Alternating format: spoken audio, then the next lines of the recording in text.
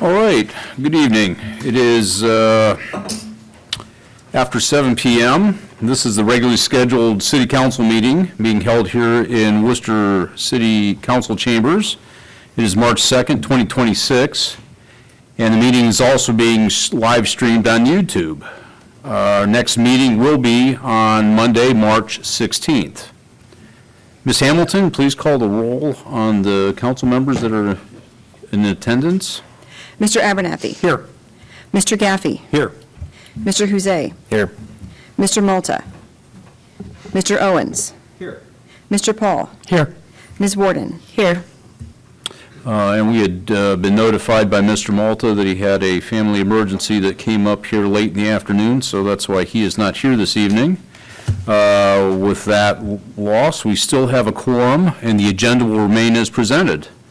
At this time, I'll ask you to stand and join the members of City Council in reciting the Pledge of Allegiance. I pledge allegiance to the flag of the United States of America and to the republic for which it stands, one nation, under God, indivisible, with liberty and justice for all.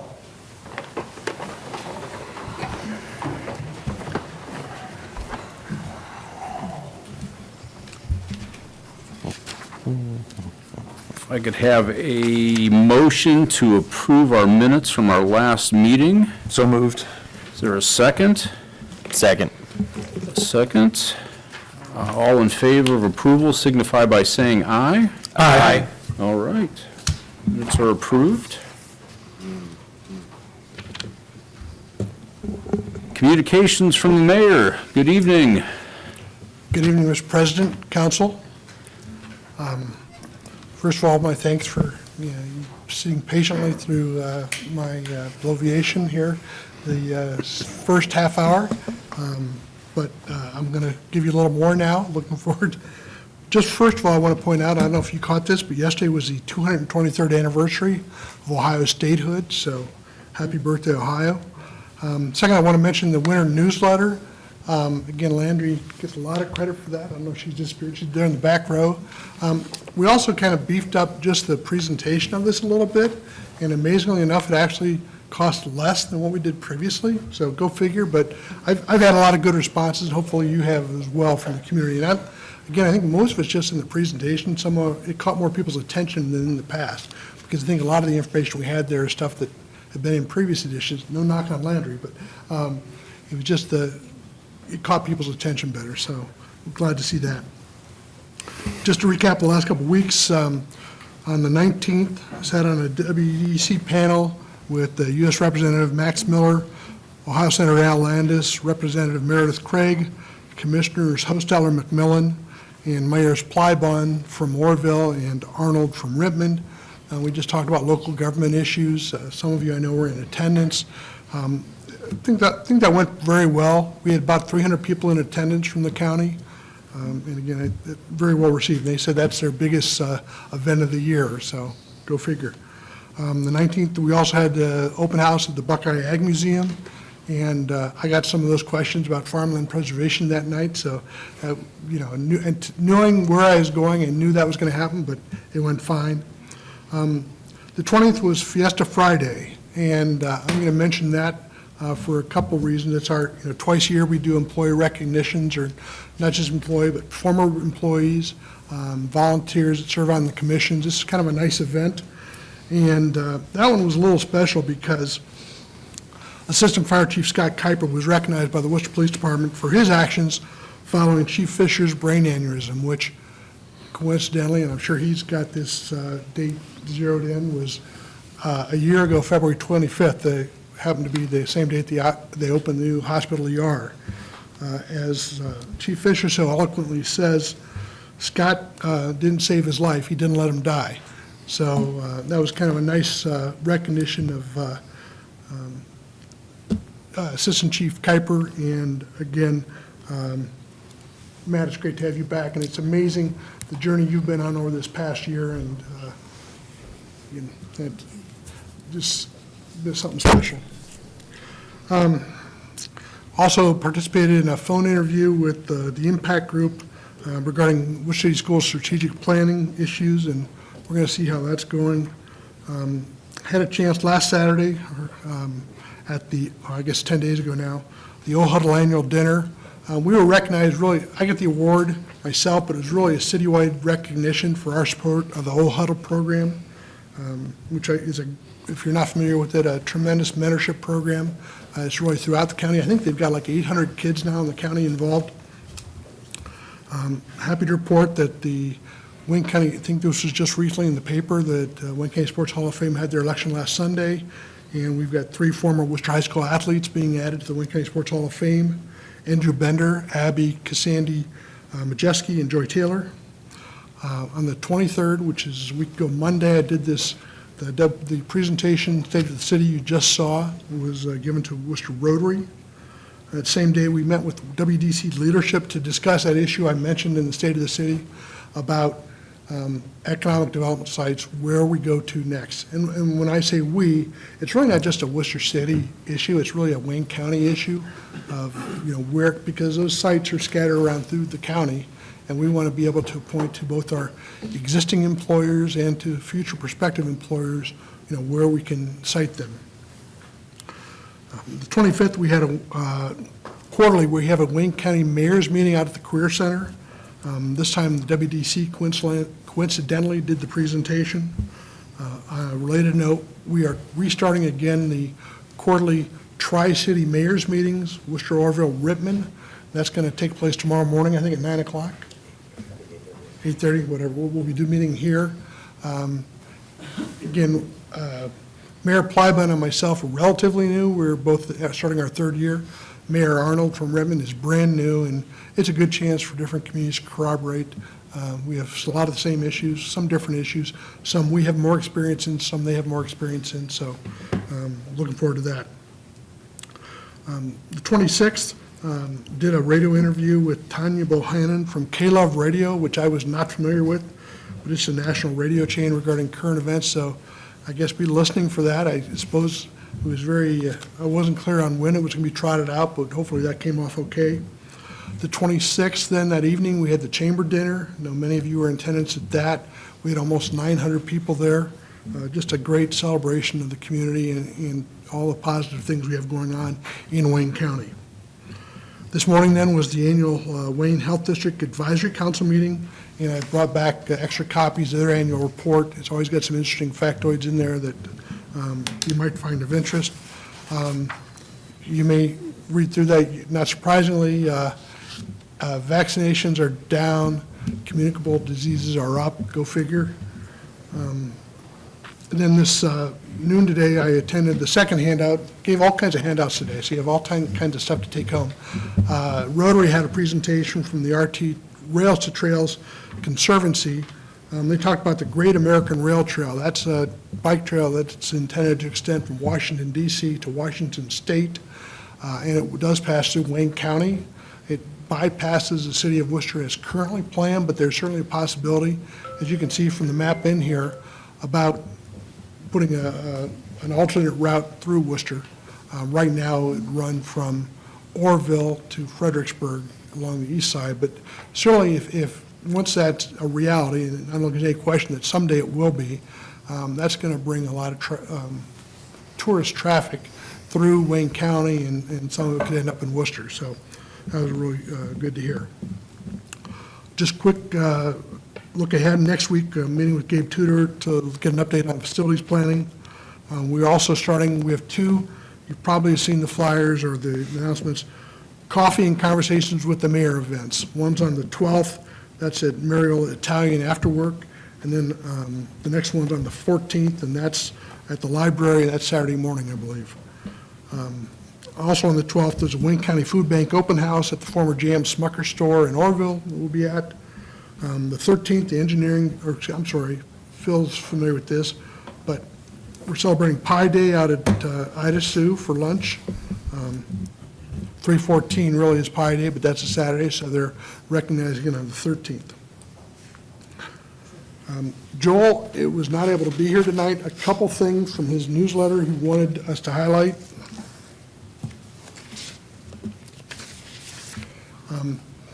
First of all, he was gone much of last week. He was presenting at the Ohio City and County Management Association Convention down in the Cincinnati area.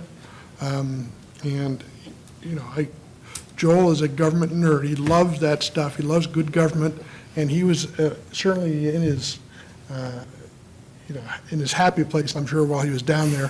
One thing he brought out that was interesting was there was a property tax panel. They were talking about the whole idea of the abolition of property tax. And on the panel were the Ohio Township Association, the Ohio School Board Association, the Ohio Municipal League, and the Ohio County Commissioners Association. It is rare you see all four of those groups aligned on the same issue.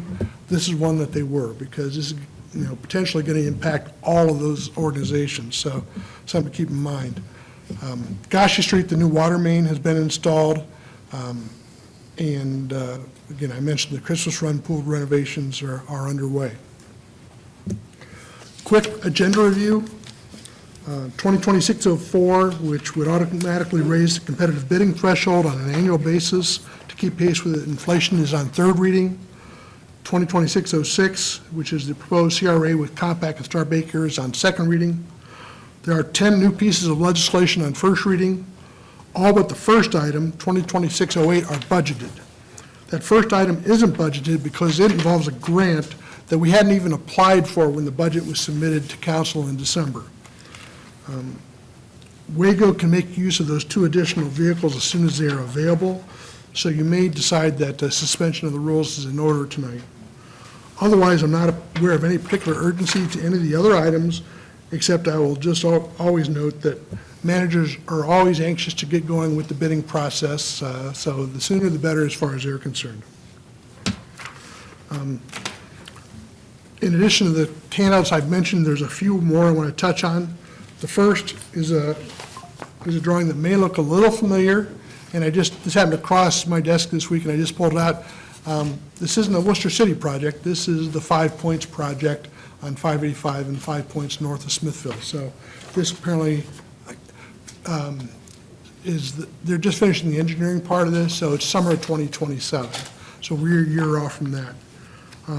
The second is a proclamation that we made on behalf of the Red Cross, declaring March American Red Cross Month. So I won't bore you with reading through that or lengthen this any longer than it has to be, but I want to make you aware of that. And finally, I want to speak just a moment with regards to comments made last week regarding that first piece of business on tonight's agenda. There was a suggestion that the bid limit, keeping it where it currently is, would somehow make taxpayers' funds more secure. That is not accurate. If it were, I would suggest that we go back to the previous threshold of $50,000. The reason that we increased the bid limits from $50,000 to $75,000 recognize that failing to increase bid limits to keep pace with inflation actually costs the taxpayers money. Not only are there actual costs involved in the competitive bidding process, probably in excess of $1,000 if you consider the out-of-pocket cost plus time and labor, but you also will get fewer takers on a bidding process as opposed to when you just go out and try to purchase something. So there becomes a point of diminishing returns when you're talking about competitive bidding. The reality is that the security of the taxpayers' money is assured by by the practices and procedures of the finance department, as well as the annual outside audits of the city finances. So I've said this, I think, 3 meetings in a row. As the administration, we support passage of 2026-04, but it's purely a council decision, and if you choose not to, that's fine. I just want to make it clear that failure to adopt this ordinance will not make taxpayer funds any safer, and it will actually cost the taxpayers a little bit more money. So with that, Mr. President. Thank you, Mr. Mayor. Our next item of business is petitions, which we have none. Communications from the public, which no one has signed up related to agenda items. We do have 9 people that have signed up for the miscellaneous portion, which will come later in the meeting, which brings us now to committee reports and public hearings, which we have none of those this evening as well. So we will move directly into unfinished business, which the first order of business is ordinance 2026-04. And Ms. Hamilton, if you please read it for us. Ordinance number 2026-04, an ordinance amending Chapter 160 Bidding Procedures and Contract Requirements, Section 160.03, Bidding Procedures of the Codified Ordinances of the City of Worcester, Ohio, by increasing the competitive bidding threshold in accordance with Section 9.17 of the Ohio Revised Code. Mr. Abernathy, the floor is yours. Thank you, Mr. President. Thank you, Mr. Mayor, for giving the clarification on some of those. Those are some of my thoughts as well, because in my view, a lot of contractors look at much larger projects that they want to bid on. They're not seeking, and I don't know, I know that was maybe a year ago, year and a half ago, Joel did show us what the process is to bid. It's not as simple as, here's my quote. It is a significant process. And a lot of vendors look at that and say, for $50,000, I don't want to fill out a book. And so this was kind of my purpose for wanting to get behind this, is it does cost us, because we're likely not going to get the best price, because we're only going to get perhaps maybe one bid or two bids rather than having a competitive bidding process. So that has been my viewpoint since we first saw it, and now we're bringing it back again. So offering my opinion on that, since I was not at the last meeting, but seeing as this is the third reading, I do want to open it up to the rest of council so that we can continue the dialogue, and if there's any additional questions for the mayor or Mr. Doria. I did have one quick question, Andre. So the way that this is written, we don't have to approve it every time that inflation number comes out, right? It's just automatically pegged to that and it will stay there. Correct.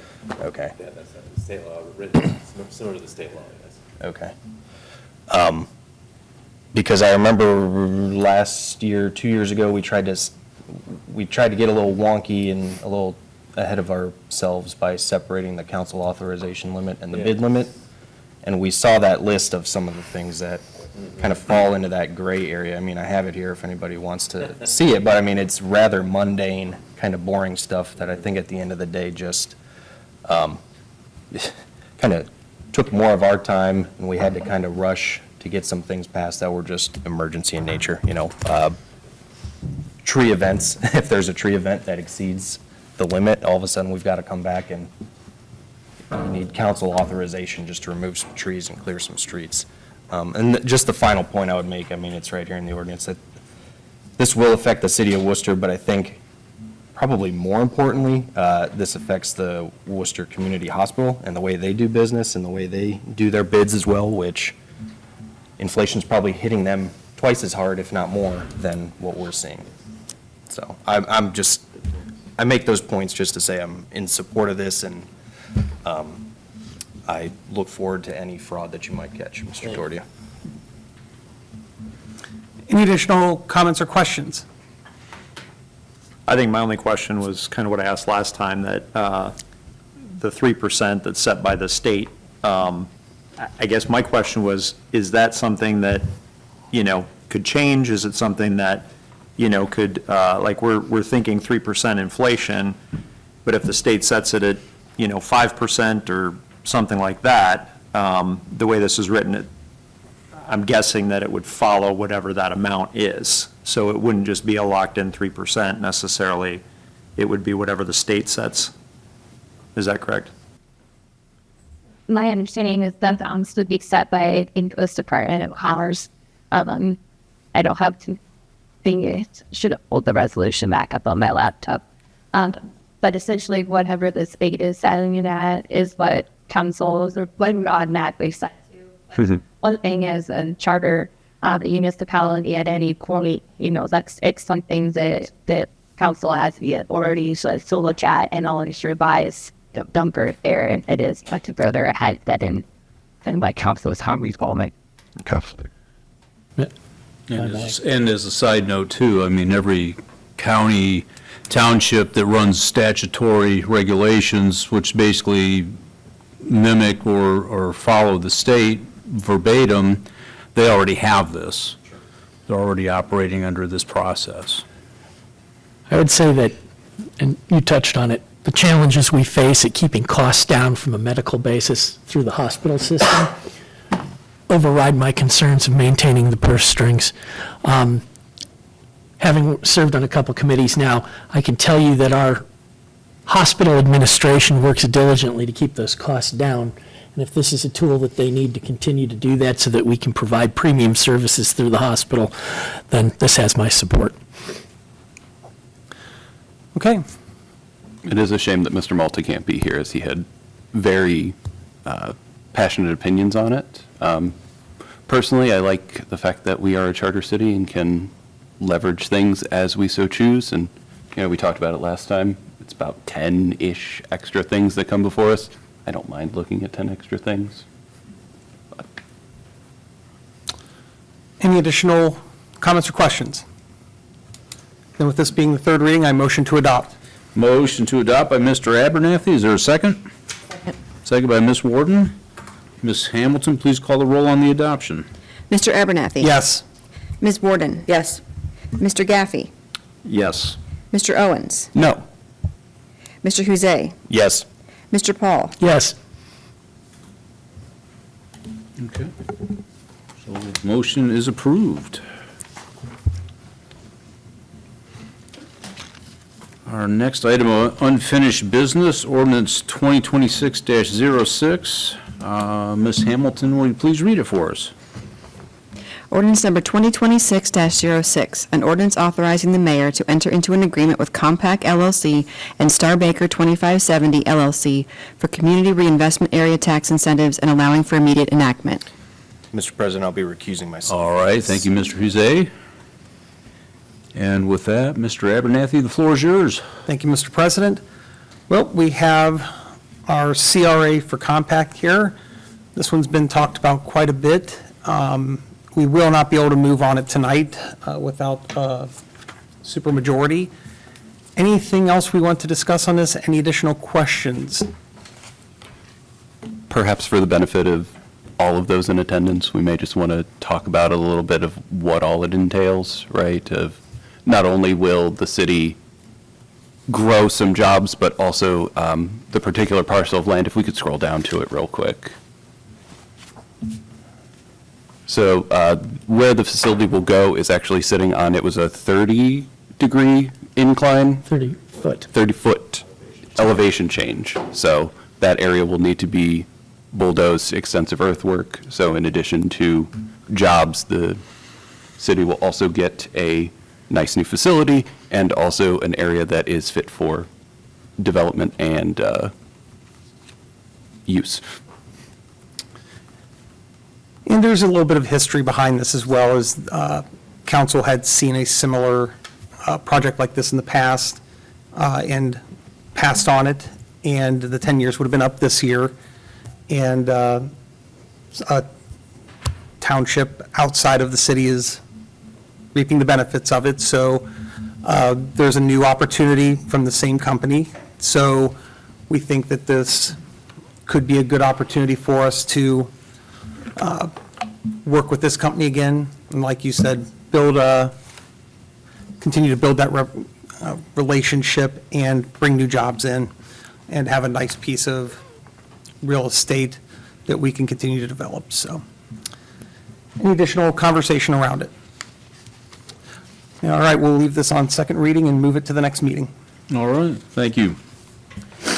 All right, we'll move on to new business. Ordinance 2026-08. Ms. Hamilton, if you can please read it for us. Ordinance number 2026-08, an ordinance amending the annual appropriation ordinance and allowing for immediate enactment. Mr. Abernathy, the floor is yours. All right, so it appears that we got some grants to get some new buses, and we got quite a bit. But there is going to be a bit of a gap that we need to fill, and we're going to have to appropriate some funds to get those buses. So I believe, oh gosh, Kevin was here earlier. Is Kevin still here? Kevin, why don't you kind of tell us a little bit about those grants and what all they entail, and tell us a little bit about the buses. Executive to pick me up. All right, cool. Hi, everyone. My name is Tim White. I'm the public transportation manager working on the Wago project. So if you've seen the city buses going. So specifically, this grant is outside of the normal state transit grant where it appropriate funds every July 1st, one of those months. This is outside of that, or specifically workforce projects. So we've got the fixed route loop in Worcester, and the vehicles that we currently have that got at a great price from other systems. Actually didn't pay anything for them. They were transferred out from ODOT. They work well, but they only have 8 seats on them. And when you go to the College of Wooster and so many other places that a lot of people get on Impact, we quickly fill up 8 seats, and our choice is either leave that person behind, or between 2 and 6, when we have the most riders, we actually run 2 vehicles. So we applied for this grant very close to the deadline. We were very fortunate to get it. And this would get us 2 new vehicles that would go still below the non-CDL limit. So we wouldn't have buses like they have in Cleveland or Chicago, but we have one bus that has 14 seats, and then have one in wheelchair in the back too for that one. And then we're getting another bus that is 13 foldable seats, or foldable seats in the back that could have 4 wheelchair spots.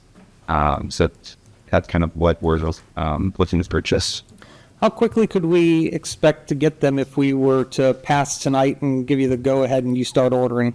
Vendor has a 3 to 6 month lead time, so not as bad as a fire truck, but still not until kind of midsummer. And then also so it's an 80-20 match, so 80% would be coming from federal funds, and 20% would be the city's portion for purchasing just the vehicles.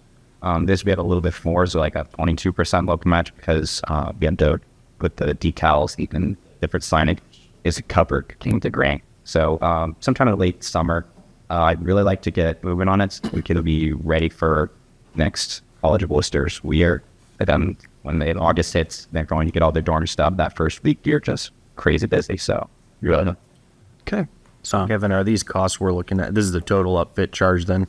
Yes, okay. It's purchased through the state's shared purchasing agreement. So they give us, it's called a VCW, vehicle cost worksheet. We select the different options, and we work with vendor to make that bus work, and it's all kind of free of purchase, so we don't go through that bid. We actually pay our portion to ODOT, and then ODOT places the order for us. Okay. And then based on the paperwork you included, we as a city are not actually spending $265,000, like technically, but our portion is more like the 65 grand, right? Because the grant is. Yeah, that's guess. Yeah. Our portion is a 65. Perfect. What are we going to do with the existing vehicles? I assume those will still be used, but perhaps leverage in less high demand times, or? Yeah, so right now we are struggling to keep a spare vehicle ratio because there's not a lot of places in Wayne County to fix like transit doors and stuff that break. So Fort County, they call us with a spare ratio, but also we're working with Orville and some other different connections around the county. Our goal is with going to Waco and rural transit system, we're trying to get to like a countywide system. So we're starting here in Worcester on 1 mile radius, but once we kind of leverage some other agreements and areas, we'll be able to use the vehicles for other services. Excellent. Kevin, will this give the Wago program an opportunity to expand hours? I know that's been something that's limiting, and maybe that's based on manpower versus buses, but I know that's also something that people have reached out and wanted more coverage. So actually today we had a slight change in our service hours for demand response. We have 2 different services. So there's the fixed route service. Those hours didn't change. So we're still running 7 a.m. to 8 p.m.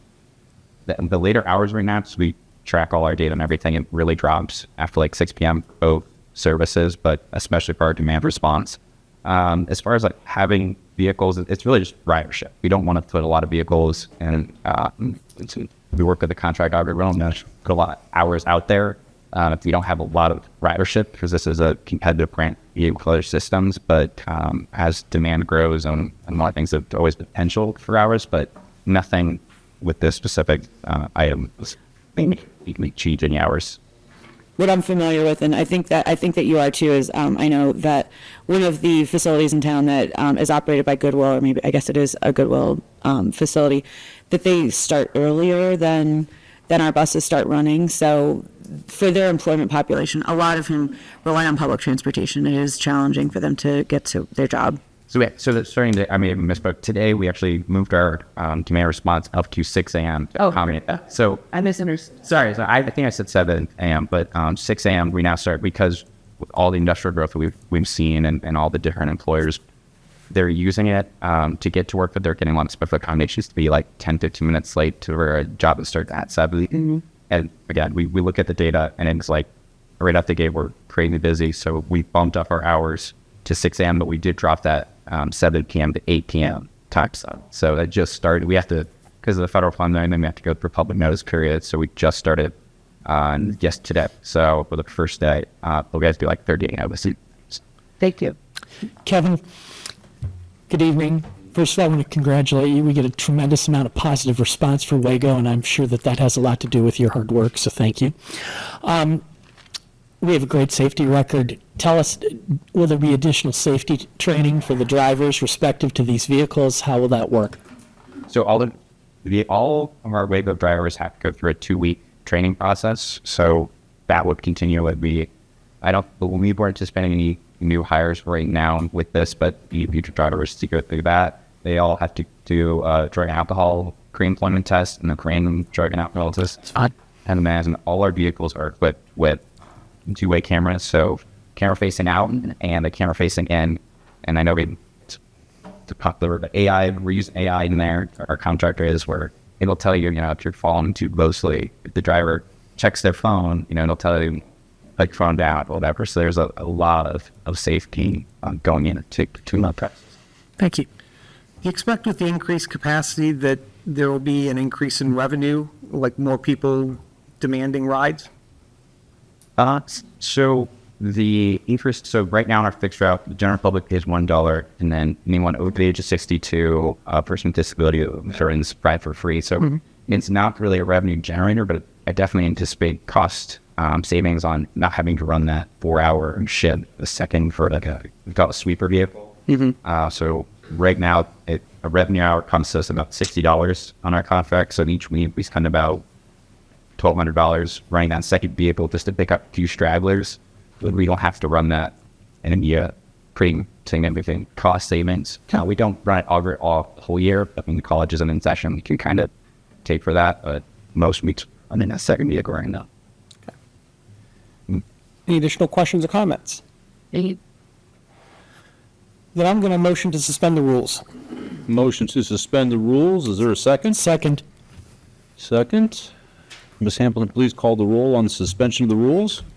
Mr. Abernathy. Yes. Mr. Gaffey. Yes. Ms. Warden. Yes. Mr. Huzay. Yes. Mr. Owens. Yes. Mr. Paul. Yes. I'll motion to adopt. Motion to adopt. Is there a second? Second. Second. Ms. Hamilton, please call the roll on the adoption. Mr. Abernathy. Yes. Mr. Gaffey. Yes. Ms. Warden. Yes. Mr. Huzay. Yes. Mr. Owens. Yes. Mr. Paul. Yes. All right, thank you. Next item, Resolution 2026-09.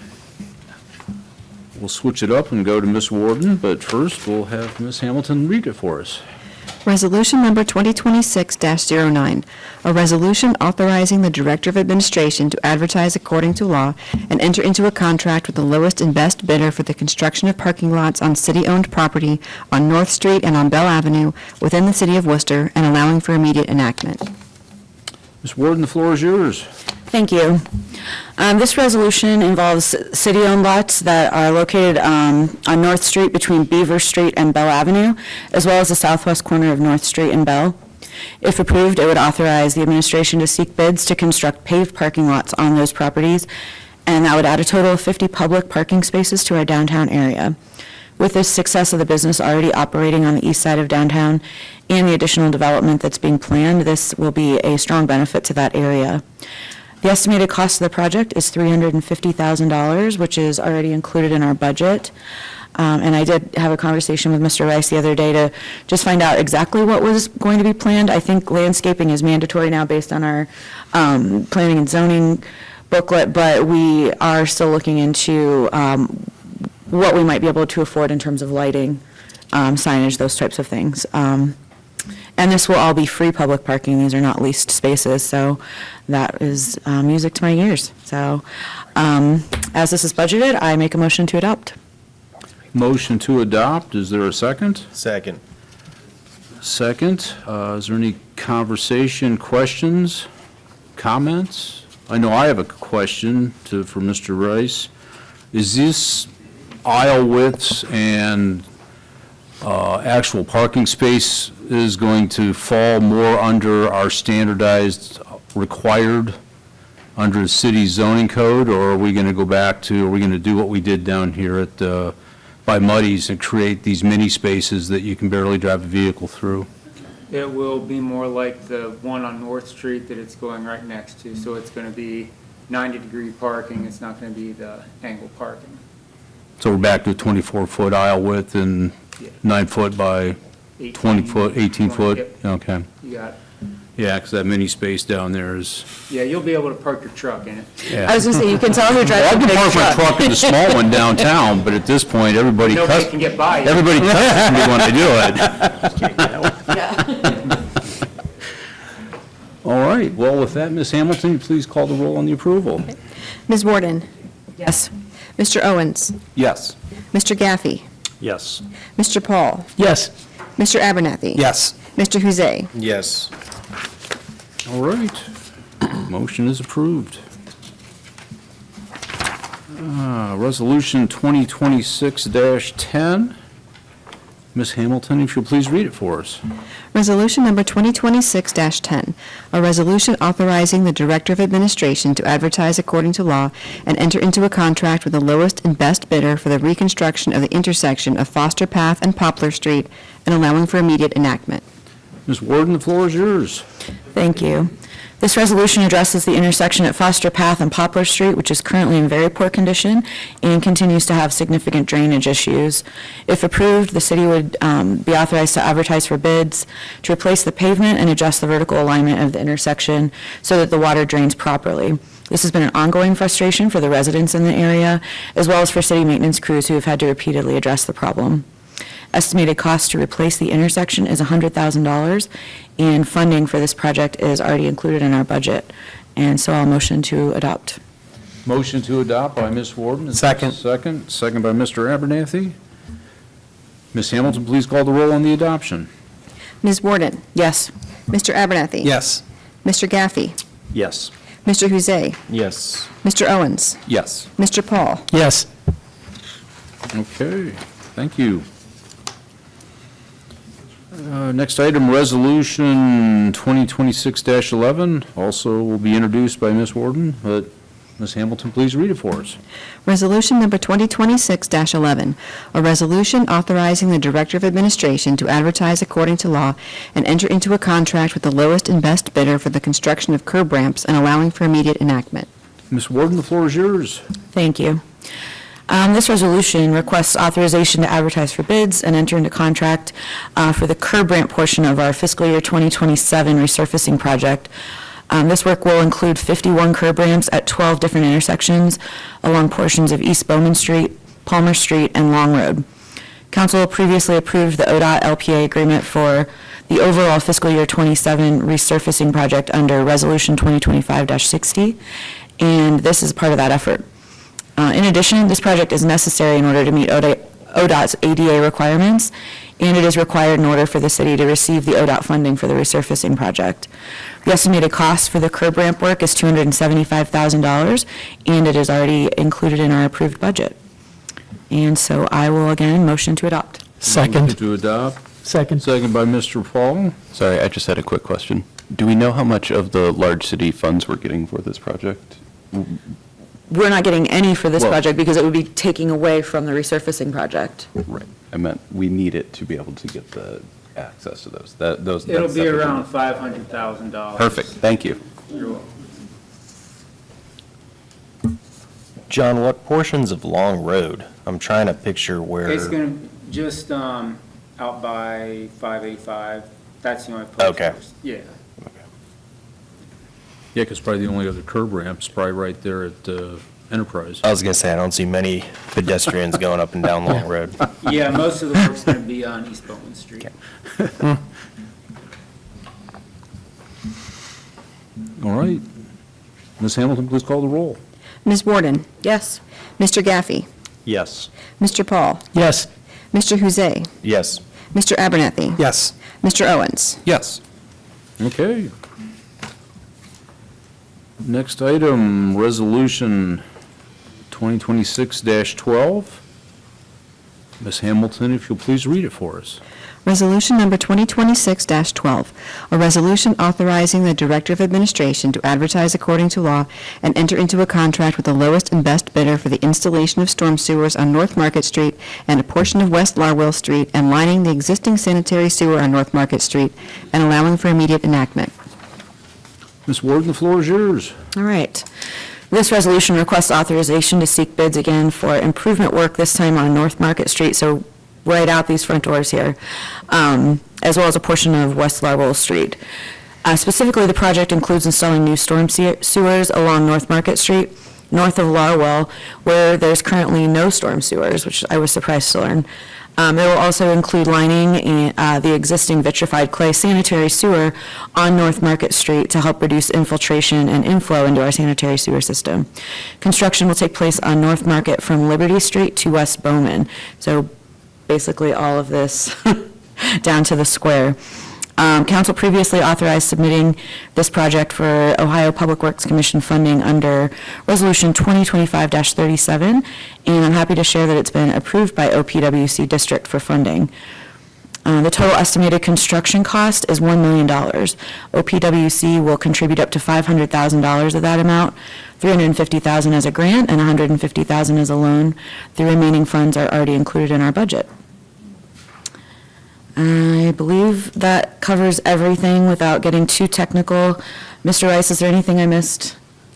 No, I know we talked about a few things on that. I will say he's very excited that he can very easily oversee this project from his office window. Nice So, inspection. yeah. No, but this is not a fun way to spend a great deal of money, but it's something that needs to happen, so I'm going to motion to approve. Motion to adopt by Ms. Warden. Is there a second? Second. Second by Mr. Abernathy. My only question is, what's the timing on this It will be probably August for the start, of this year? because even though OPWC has approved it, we don't get the award until after the state's Okay. fiscal year starts, and we can't award a contract until after then. Yeah, okay. So we'll miss part of it, and part of it we won't. Oh, well. Ms. Hamilton, please call the roll on the adoption. Mayor, Oh. something. Just, I don't want to point out that, part of that is, as indicated by Ms. Warden, is a loan. It's a 0%. Okay. So, nice deal. Okay, very good. How long do we have to pay that back? Typically 20 years. Okay. It's probably go 5 to 20 year. Probably, yes. Yes, and it's anywhere 15 to 30. I've gone as far as 30, but it's typically 20 years. All right, well. Ms. Hamilton, please call the roll on the adoption. Ms. Warden? Yes. Mr. Owens? Yes. Mr. Abernathy? Yes. Mr. Paul? Yes. Mr. Gaffey? Yes. Mr. Huzay? Yes. All right, very good.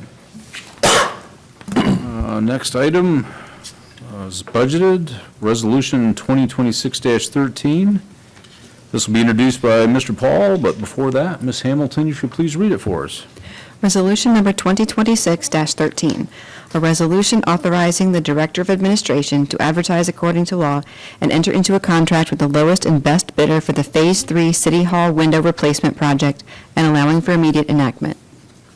Mr. Paul, the floor is yours. Yes, thank you, Mr. President. Very simply, this is a three-phase project to upgrade the windows at City Hall. In doing so, we gain energy efficiency, and we put, 60-year-old windows typically need replaced. So this is a budgeted item. I think it's pretty cut and dry. It will save on cost. It will increase our energy efficiency, and we should finish the project. I will open the floor for any questions or, Where's the final part of the building that needs done? Just curious. Just out center? We've done the 2 wings. That's the middle portion. Including in here? Okay. Yeah, that's my understanding. So that should hopefully help with some of our climate control. So when summer comes, we won't melt to death? Does it warm us this time of year? Hopefully next year it'll warm you a little bit more. You have Jonathan's guarantee on that. I do have a question. Do we know if we are using bird-safe glass as we are in a bird migration corridor? And as a birder myself, I do worry about bird strikes and things of that nature. So our building official would be the best person to help. I do remember that conversation. Sorry. Good evening, my name is Joe Lodnar. It's B as in boy, O-D, and A-R, I'm the building official here at the city. Mr. Council President, members of council, thank you very much. To answer that question, we had not incorporated that specifically. There are tempered glass units that when they are within a certain walking distance, height, and parallel, that's a tempered glass product. I can look into whether or not we don't have the requirement for the upper, at the Mulligan or the Mutton location where those very high windows come together. I can double check to make sure that we get that included into that when we click that up bit. That'd be great. Thank you. Thank you. thank you, Mr. Butler. Any other discussion? Mr. President, I move to adopt. Motion to adopt by Mr. Paul. Is there a second? Second. Is that you, Mr. Huzay? Ms. Warren can take it. You can call dibs on it. I've talked enough tonight. Okay. All right, Ms. Hamilton, please call the roll on the adoption. Mr. Paul? Yes. Mr. Huzay? Yes. Mr. Owens? Yes. Mr. Gaffey? Yes. Ms. Warden? Yes. Mr. Abernathy? Yes. All right, thank you very much. Next item, Resolution 2026-14. Ms. Hamilton, if you please read it for us. Resolution number 2026-14, a resolution authorizing the Director of Administration to advertise according to law and enter into a contract with the lowest and best bidder for furnishing bituminous material and allowing for immediate enactment. Mr. Paul, the floor is yours. Bituminous material, asphalt. So anybody that has been walking around on our streets and seen the wonderful job that our snow removal did will also see that our curbs and our streets have taken a beating from that snow and ice from the last year. So having asphalt on hand to help plug some of the potholes, get the streets smoothed out is essential for efficient operations in town. This is a budgeted item. I open the floor for discussion.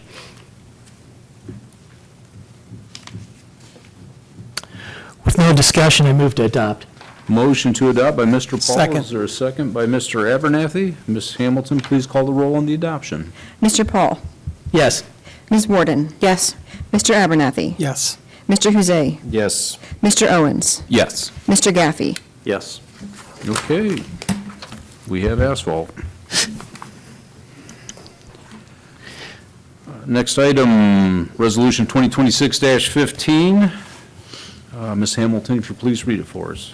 Resolution number 2026-15, a resolution authorizing the Director of Administration to advertise according to law and enter into a contract with the lowest and best bidder for mowing services for city-owned property and allowing for immediate enactment. Mr. Paul, the floor is yours. Thank you, Mr. President. Well, it's springtime, grass is growing again. We have a lot of grass in Worcester, and for us to keep it well manicured, we have to hire out to do that. This is a budgeted item, and grass is growing, we need to start mowing. Simple as that. Anything from the floor? I know it mentions in here that it would take 240 man-hours per week to do all of this in-house. How many properties is that exactly? Oh, I think there's. Sorry, not to stump you. No, I think there's like 50-some properties, parcels in different locations. Okay. Yeah.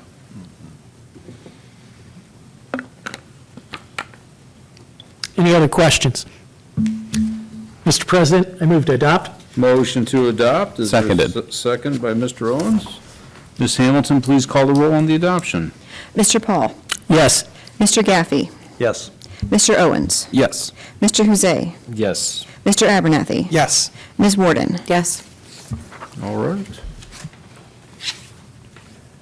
Next item, Resolution 2026-16. Ms. Hamilton, if you please read it for us. Resolution number 2026-16, a resolution authorizing the Director of Administration to purchase a dump truck and allowing for immediate enactment. Mr. Paul, the floor is yours. Thank you, Mr. President. If you saw the snow removal in downtown, the dump trucks were getting piled up and taking the snow out so the businesses could get up and running. Those of you that own yards, we're Tree City, USA. We have a lot of leaves in this town from the canopy. It's important for us to have the material to do that. Salt, I think de-icing, I think we've covered that. Very simply put, our trucks take a beating. Year in, year out. It's time to replace one. This is a budgeted item. I'll open the floor for any discussion. 2005 International, boy, got some use out of that. Sure did. You gonna plan on trading that in, or are you gonna hold on to it? The plan is to sell that on Gov Deals. Okay. Oh, good job taking care of that. Got a lot of use out of it. Those are hard miles. I think it's important to also note exactly what you're talking about. Our city workers have done a wonderful job maintaining the vehicles that we're purchasing, so we're not throwing our money into something that's not cost-effective, and ultimately, everything has a life. It's time to upgrade. Yeah, 20 plus. Yeah. So, well done. I move to adopt. I was just going to say, also good on finding one that we can get in August instead of 16 months from now. Yeah. We hope. I'll second. All right. Motioned and seconded. Ms. Hamilton, please call the roll on the adoption. Mr. Paul? Yes. Ms. Warden? Yes. Mr. Abernathy? Yes. Mr. Gaffey? Yes. Mr. Owens? Yes. Mr. Huzay? Yes. Okay, and our last new item of business this evening is Resolution 2026-17, which will be introduced by Mr. Abernathy, but before that, Ms. Hamilton, please call the roll, or please read it for us. Resolution number 2026-17, a resolution authorizing the Director of Administration to advertise according to law and enter into a contract with the lowest and best bidder for the replacement of the Water Resource Recovery Facility roof and allowing for immediate enactment. Mr. Abernathy, the floor is yours. Thank you, Mr. President. Well, it looks like we have a 50-year-old roof, and it's held up pretty good. It was coated about 20 years ago, but the coating is beginning to fail, indicating time for a full replacement. So, own a building, this is part of the cost of doing business, is we have to replace roofs every once in a while. I don't have a whole lot more I want to put on that. John, anything you want to add to it? It's a roof. You got to replace it at some point. It's not as fun as a dump truck or a new fire truck, but when the roof's leaking, you gotta get a new one. Yep. Any other questions or comments? Do we have any idea about how long it'll take to replace the roof? Huge. Not exactly sure, but I would think by fall we should have a new roof on there.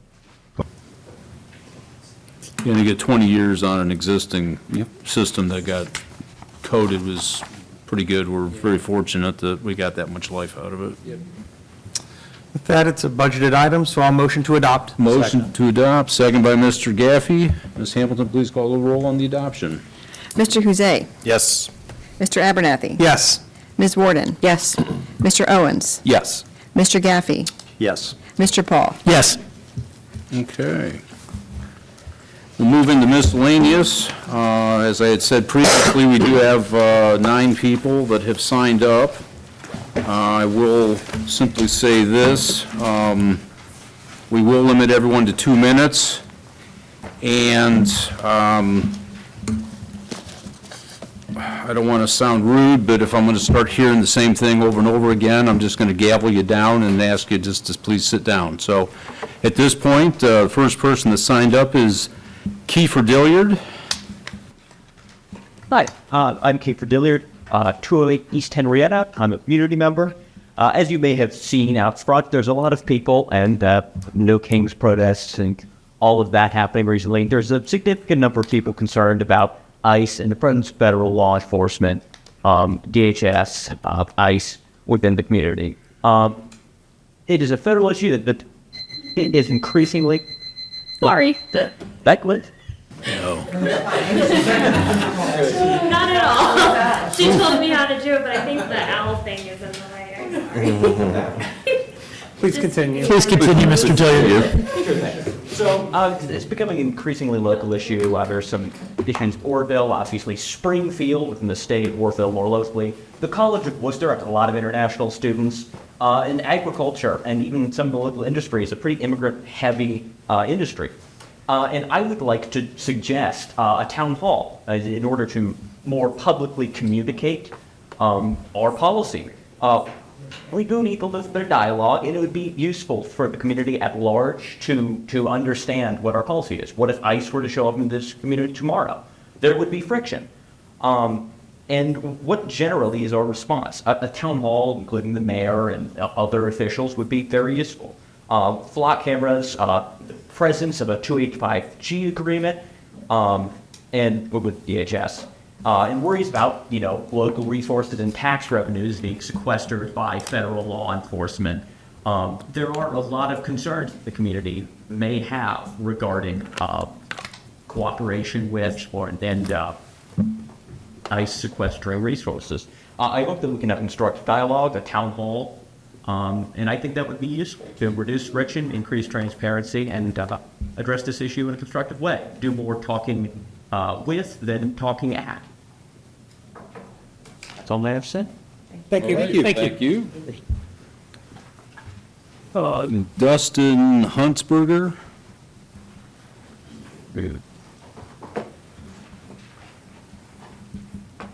That sounds for about 651 smaller routing.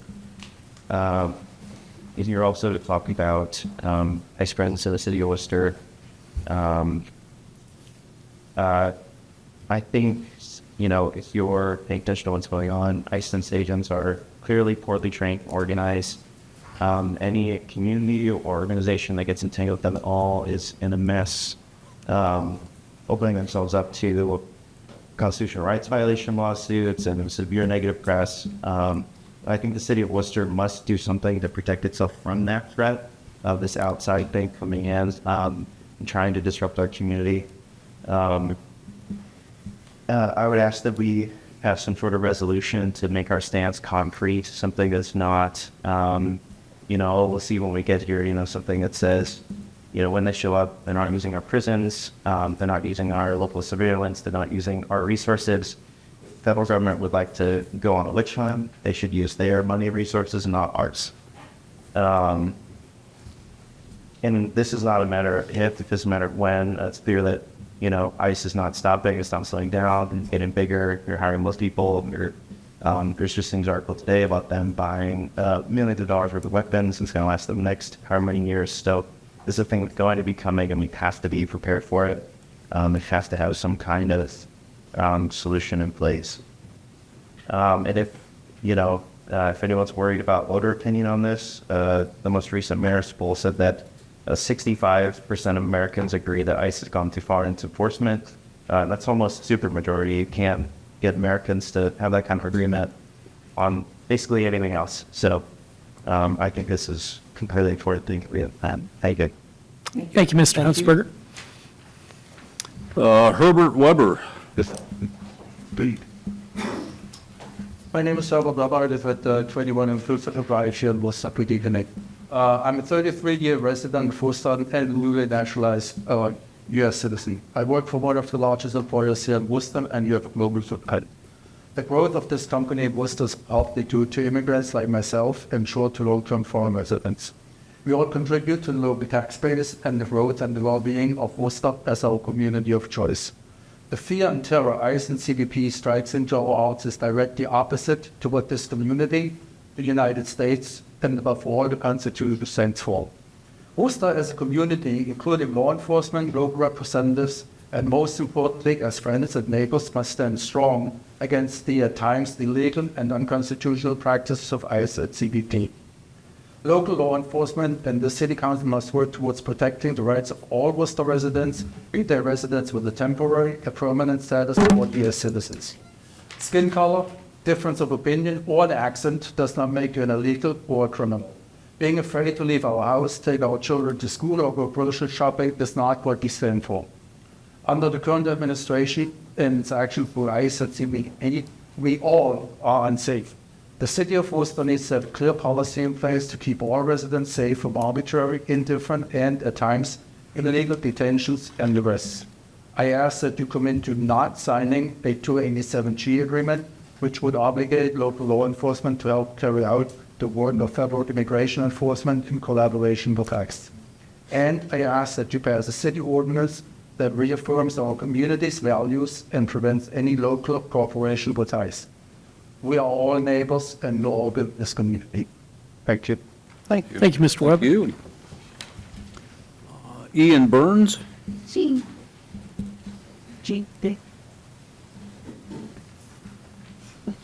I'm Ian Burns, and I live at 1516 Burbank Road. And I want us to pause and think about what will happen if, when ICE does come to Worcester. I think that I agree with the previous speaker that it's a matter of when. So our community will then see warrantless invasions and violations of our Fourth Amendment, because that's what ICE is doing. Our community will see children joining the ranks of over 3,000 children that are in detention centers. Our community members will be racially profiled, because that's what ICE is doing. Our community will see a rise in anti-immigrant racism, and that's going to target our international students.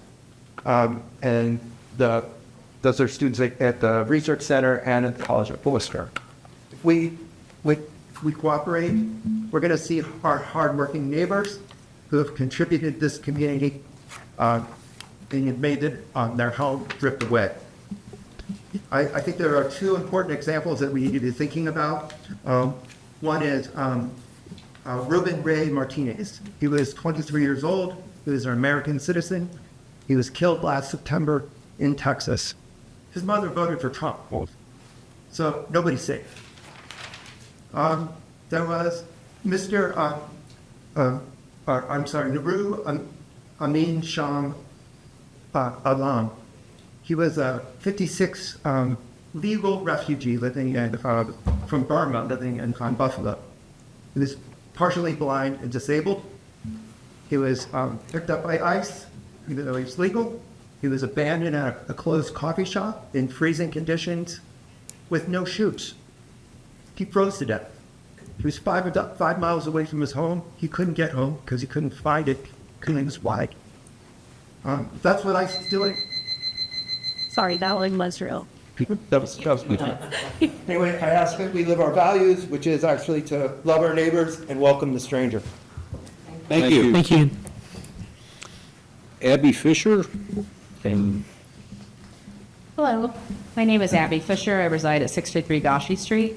I did not anticipate speaking to you this evening, and to be honest, I was in the middle of working out when I found out that there was even a protest this evening. I own Illuminate Mental Health in downtown Worcester. I've had years with many of you. I've worked with some of your children. I probably have provided some therapy services for some of your family members through my organization and through my community work over the years. I just feel like it's very important that I use my privilege and my voice to acknowledge that the fear that the people that live in this community, who are not the same color as me, are very much so living in. I get to talk to vulnerable populations every single day. The people that come into my office are very frightened about what's happening around the world. I don't want your jobs, if I'm really honest. Like, I would rather pull my own tooth than to sit on another board. I respect you very much. That you guys dedicate your time and your energy and represent people in your community. I just ask that we consider representing all the members of our community.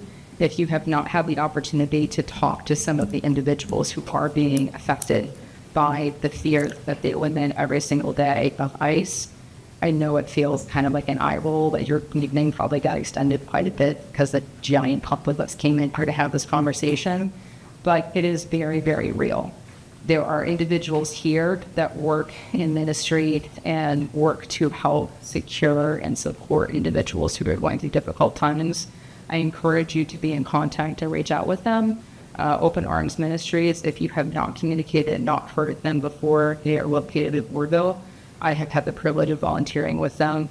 The fear that those kids felt who were impacted by ICE over the summer and the presence in Woodville, it will be present in Wooster. No child deserves to be impacted the way that those kids were. Thank you very much. Thank you. Thank you. Thank you. Michelle Levy? And did you back? All right. Scott Gregory?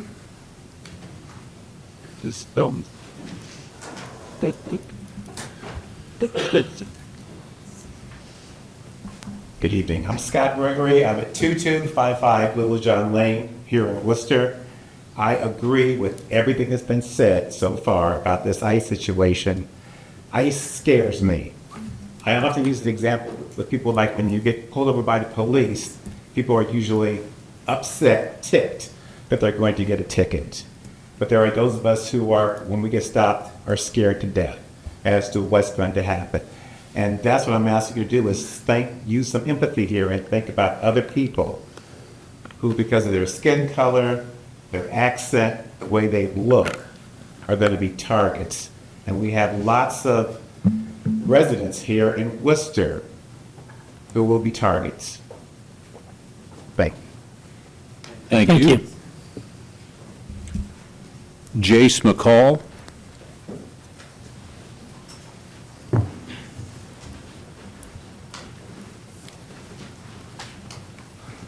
Hi, I'm Jace McCall. I'm a transfer student over at Wooster, and I come from San Diego. And over break, I've seen a lot of horrible things happen there in San Francisco and in LA at the hands of ICE and other federal agencies invading communities. I think Worcester is a beautiful, diverse, amazing community, and I do not think that this council or this city should give any resources to ICE agents. And that is all I have to say. Thank you. Thank you. Thank you. Thank you, Chase. Desiree Weber? Go. Your next and come on. Good evening, council members. Worcester, as you all know, as people in this meeting know, is a place that people from all walks of life, backgrounds, outlooks, and nationalities call from. We Worcester residents are from lots of different places. If you go back 2 or 3, or sometimes as little as 1 generation, lots of us have ancestors from all over the place. And unless you belong to an indigenous group or native tribe, you likely have ancestors from elsewhere as well. And that mix of cultures, of backgrounds, no matter how many generations back, makes up the fabric of this community. The recent escalation of federal immigration enforcement across the country is already threatening and tearing at that fabric, as others have attested to here this evening. We already have community members who are scared to leave their homes, to be seen or to be heard in public, meetings like this, for example. We already have had ICE presence in our community. Now, luckily, ICE's presence has not been a constant daily siege of our whole community yet, like we have seen in other places across the country. So I urge you and ask you to join us to act now to prevent that from happening. I ask that you consider, first, to maintain the status quo of not signing or considering 287G agreements with DHS and ICE. This kind of an agreement would obligate local law enforcement to use local resources to join in federal immigration enforcement, which again is not what is currently in place. Connected to that, I ask that the city of Worcester not use any jail space or sell buildings to ICE or federal officials. And secondly, I ask that you hold an open community town hall where all community residents can share their concerns and potential policy ideas for dealing with ICE and immigration questions. And lastly, I ask that you consider passing a city resolution that Worcester shall not support or participate in ICE or Customs and Border Patrol enforcement policies, again, keeping the status quo in place. Thank you very much. Thank you. Thank you. Thank you. Well, that was everyone that signed up related to speaking about that topic. And with that, we'll move on to the rest of our miscellaneous, which will be, I think we'll start with you, Mr. Huzet. If you have any further comments or questions? If my brother is watching at home, I'm pretty sure he's not. Happy birthday, he turns 40 tomorrow. Welcome to the club. Thank you, Mr. President. Thank you. Mr. Paul. Good evening, Mr. President. Good evening, folks. I want to thank the community for coming out this evening. It's very difficult to speak about toxic issues, and this is clearly one that is disturbing most Americans. So I want to thank the 8 people who stood up and spoke their mind courageously this evening. That's part of democracy, and that's what makes our country and our city tick. Thank you, Mr. President. Thank you. Mr. Abernathy. Thank you, Mr. President. Tonight, you all had a chance to have your First Amendment right and in a peaceful way, so thank you for exercising that. And with that, I yield my time. All right, thank you. Mr. Owens. Good evening, everyone. I'd like to thank you all for coming out, as has been said, for, participating in the democratic process with your First Amendment rights. It is scary sometimes to put yourself out there, and I appreciate all of you doing that.